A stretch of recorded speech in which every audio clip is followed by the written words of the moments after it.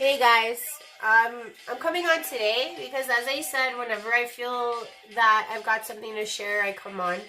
So today, as I was talking about how we're in that energy of, like basically that we're tired, we're spent, like we're sick and tired, right? I've been in this energy like 3 or 4 times in my past so far, so it's a very good energy to harness. If it's your first time getting there, it's a beautiful place to start because you start to finally say, hey, here I am, this is what I want, okay?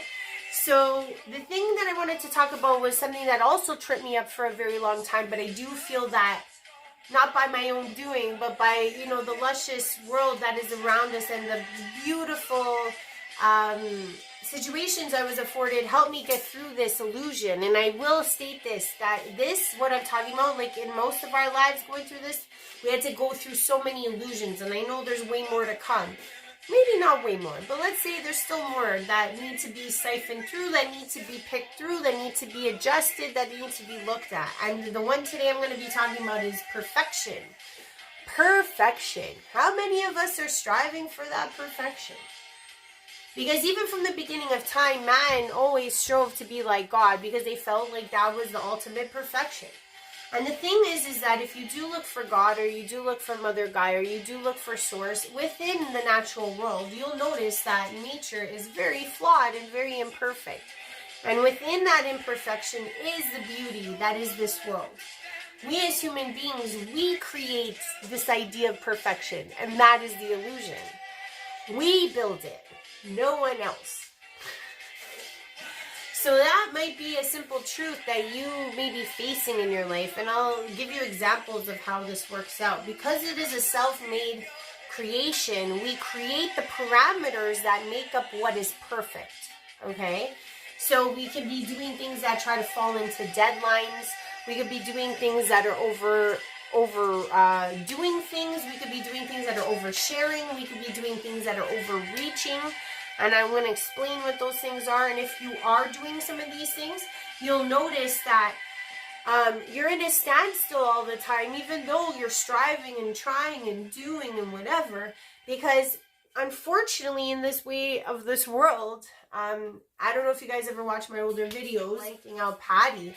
Patty always used to say, people don't give a shit about their lives as much as you do. You know what I mean? Like, no one's going to care about your life as much as you do, unfortunately. You think by doing all these things, people are going to care about you more, but that's farther from the truth. And the thing is that we are the ones that create this perfection. Like what I was saying about the natural world versus the unnatural world. We are part of the unnatural world because the natural world, like you look at a tree, it has knobs in it. You know what I mean? Your apples always have some dents and some crevices in it. Your carrots always end up turning a little bit at the end. But when we draw these things as human beings, we always make that perfect, triangular tree usually. We always draw a nice, perfect carrot. And we draw a nice, perfect apple when we draw it. And I mean, unless you're a surreal painter, usually you're not using the natural world as your canvas in a sense. And if you are, then you'll realize that the natural world is actually living in this beautiful yin-yang of perfect and imperfect. And as the years went on, as someone who was always striving for perfection, I found that I was always trying to get in these parameters of what I made up, really and truly. Like, I started asking myself along the lines with these deadlines I used to give myself, like, oh, I gotta get this done in this week, and I gotta get that done in that week, and I gotta get this done tomorrow. And I was like, who asked me to do this? That was the first question you got to ask yourself. Who's asking you to do this? Is it Jim and Joe down the street going, hey, you know what? You got to get all those papers delivered by the end of this week, because if you don't, that's the end of our relationship. Is that happening too? Because it's not. I'll guarantee you that. But you tell yourself these things. You tell yourself that Joe and Jim down the street aren't going to accept you and love you unless you get things done in the parameters of perfection that you have already created. And it's unfortunate because the thing is, if we don't realize who made these parameters, we will end up being sucked into the illusion even further and further and further to the point that we don't even recognize ourselves even at all. They start to outweigh you. Definitely. These parameters start to outweigh you because this idea is made up. Another thing you start to do is you start overdoing things. And why I say this happens as well is because, again, it goes back to that self-worth thing. It goes back to the homeless lady. It goes back to this thing where we just don't feel we're going to be loved unless we're always performing, always creating, always doing. And I'm not saying that this is said for everyone out there. You know, even a sloth can be the most perfect sloth. You know what I mean? You could be the perfect lazy person. Now, my point is that for overachievers, let's say, this is a big issue because it's an illusion that we've put on we've put that weight on us. So please know, if you are one of these people that is overdoing, you might have to take a look at that and what that means. Another thing that can happen is oversharing. And what I mean by that is that you're always looking for validation from others for all the work you do or all the things you think you achieved. And the thing is you end up starting to brag about what you've achieved. You don't think you're doing it, but you are doing it. Because you're either posting it or you're either telling people about the great stuff you've done because you're looking for their validation. And again, it goes back to Patty and the whole thing about people don't give a shit about your life as much as you do. So the thing is that all that can really create is a little form of jealousy. The most you can get out of people. Like, obviously, we all like to be congratulated, but we don't also want to be the bragger, but that can happen. And if you are overreaching, you tend to go after things that are outside of your world. And I'll give you an example of what I mean. Overreaching is a huge sign of someone who's a perfectionist, okay? Because the thing, my friend, for example, she calls me all the time. We're really good friends. And she's been struggling. She's had her issues with, alcohol. She's had her issues with eating. She's had her issues with just balancing life out in general. And we talk a lot. And she literally came to me like a couple days ago and was telling me like, I've been struggling with my job, with my peers, with my, my children. And then, this is the conversations we've had. And then she tells me, you know what, Ashley, I think I want to go back to school. I've already signed myself up to Queens to go be a lawyer. And I was like, what? I'm like, hey girl, like, I love you and everything, but I'm like, you're already talking about how you're struggling with all that other stuff. So I asked her, I go, why would you want to do that? Like, why would you want to go to Queens all of a sudden? And she's like, well, I really don't like where I am in my life, and I feel like I'll be more successful. And I think that's the right thing to do. And it would be great because then I'll make more money. And she went on and on and on. And I started telling her, I'm like, you know what, girl? I'm like, power to you, But I'm like, the way things are right now, I'm like, you've already told me how you're struggling at work, how you're struggling at home, and how you're struggling with all these other things. And yet, you want to now add another layer of stuff to your life, which will make things even further out of reach to be mastering. And the reason why I'm saying that is because sometimes the simplicity of like being a master in your own right to the things that are most important to you should be your focus. So the thing is that you're looking for perfection, but you don't want to be perfect at the things you're already currently doing. And that's what's even more interesting sometimes with this illusion. We tell ourselves that we can be perfect by doing more than we're already currently doing and outreaching and overreaching when we still haven't even mastered the simplistics of our own life. So there's kind of a humor in that. You know what I mean? But at the same time, it's like, you're a master of none in that sense. So please understand that this illusion of perfection can actually hinder yourself from being a master of other things. So the next thing I wanted to talk about is this idea of imperfection. Why is imperfection the real perfect? And why is perfect not so perfect after all?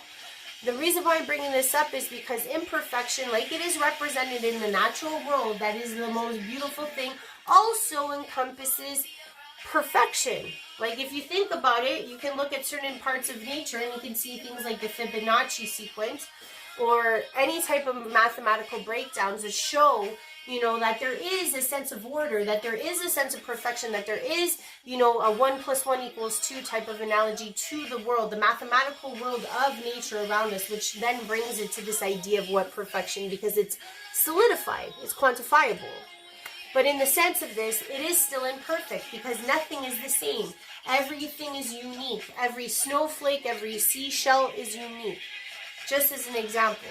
So what ends up happening, if you work within the imperfect, you'll start to see that you start generating what is possible.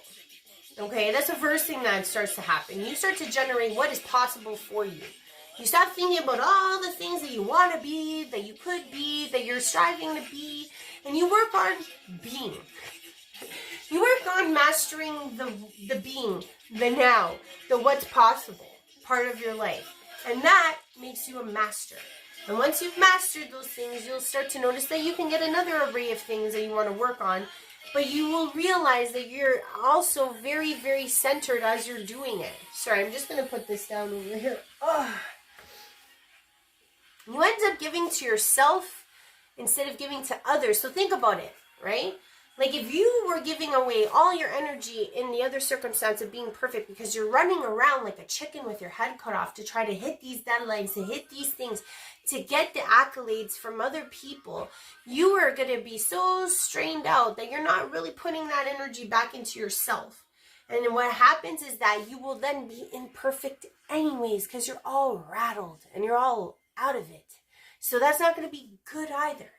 And then also what comes with it is this piety and this humbleness to know that your accolades will speak for themselves. You don't got to go out and brag about them. You don't have to go out and talk about them. People will take notice to them naturally because accolades are still accolades. They're in their own right. So you don't have to go around and do that anymore.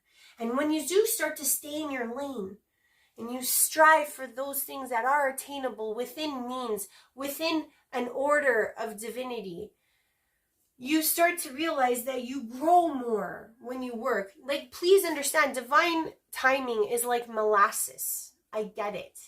But I will say that when you do build your foundation and you just focus on you and you focus on what's best for you, and you get sick and tired and you say to yourself, you know what? I don't have to be perfect.